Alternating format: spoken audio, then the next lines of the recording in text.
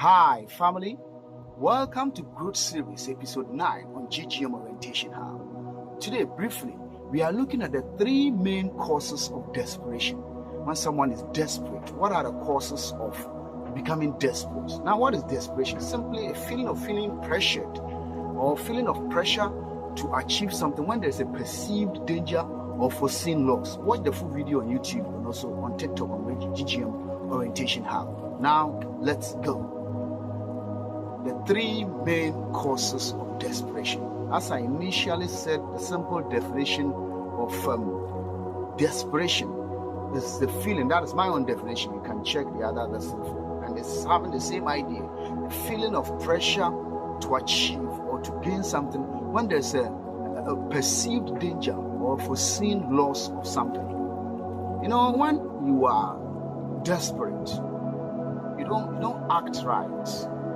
You feel pressured, but you become disturbed. And most of the times when you are desperate, it leads to depression.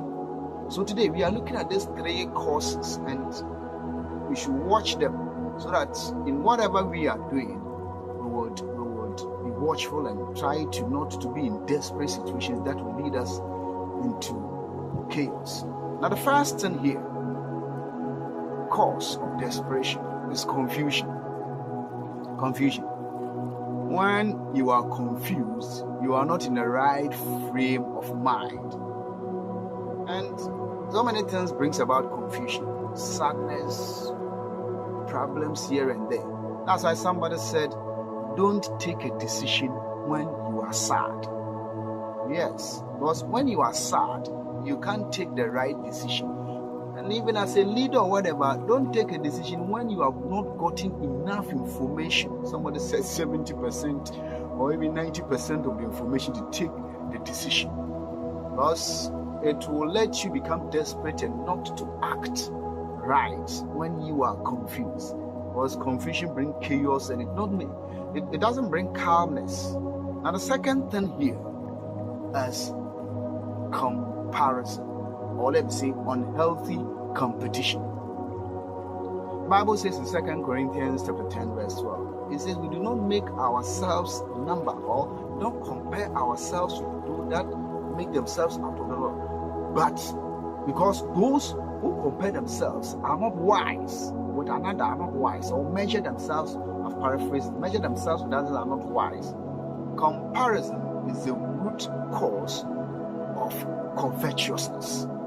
Comparison is the root cause of covetousness. You want to covet, you compare. And normally there are issues, and sometimes you compare to get something or learn from others. But generally, we compare to try to get things faster than the others. And that brings desperation. Because when you compare, when you even compare yourself with others, you lose sight of your abilities. You lose sight of the things you can do. You lose sight of your strength. You lose sight of the things you can bring on board. So you always think that you are even less of your potential. We are all different in our own ways. It's a matter of knowing what you have and try to improve upon it. So do not compare, because it brings covetousness or covet. It makes you covet others' abilities or whatever, in which naturally it shouldn't be so.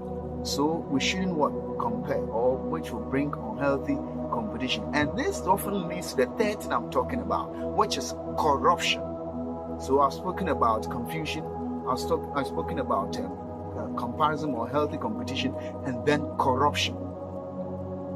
Lord Acton said, power corrupt, absolute. That's Joseph John Acton said, power corrupt, absolute, power corrupt, absolute.